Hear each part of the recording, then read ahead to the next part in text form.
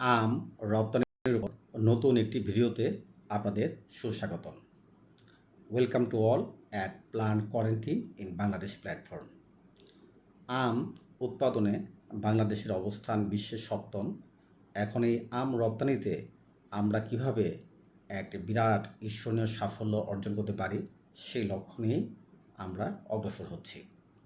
এখন রপ্তানি করতে গেলে আমাদেরকে আগে জানা দরকার বিশ্বের কোন দেশগুলো সবচেয়ে বেশি আম আমদানি করে।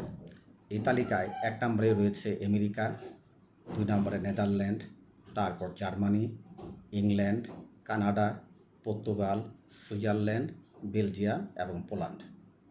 এবং এই আমগুলো মেক্সিকো, পেরু এবং ব্রাজিল থেকেই ম্যাক্সিমাম দেশে রপ্তানি করা হয়। যেমন আমেরিকাতে সবচেয়ে বেশি আম আমদানি করে মেক্সিকো, পেরু, ব্রাজিল এবং থাইল্যান্ড থেকে।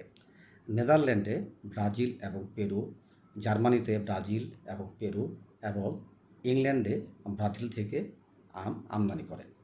এখন এই দেশগুলো কিভাবে আম রপ্তানি করছে, ফাইটোস্যানিটারি রিকোয়ারমেন্ট সত্যগুলো কীভাবে পূরণ করছে সেটা যদি আমরা জানি তাহলে আমাদের দেশ থেকেও আম রপ্তানি করা সহজ হবে। আগামী দিনে ফাইটোস্যানিটারি রিকোয়ারমেন্ট পূরণে এখন থেকে যদি আমরা সক্রিয় ভূমিকা পালন না করি তাহলে কিন্তু আম রপ্তানি আমাদের বাধাগ্রস্ত হবে। কাজেই আমরা এই ব্যাপারে চিন্তাভাবনা করে আগাবো ইনশাল্লাহ।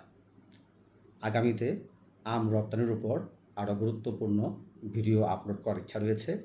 আশা করছি আপনারা এই ভিডিওগুলো লাইক, শেয়ার এবং কমেন্টস করে অন্যদের দেখার সুযোগ করে দেবেন।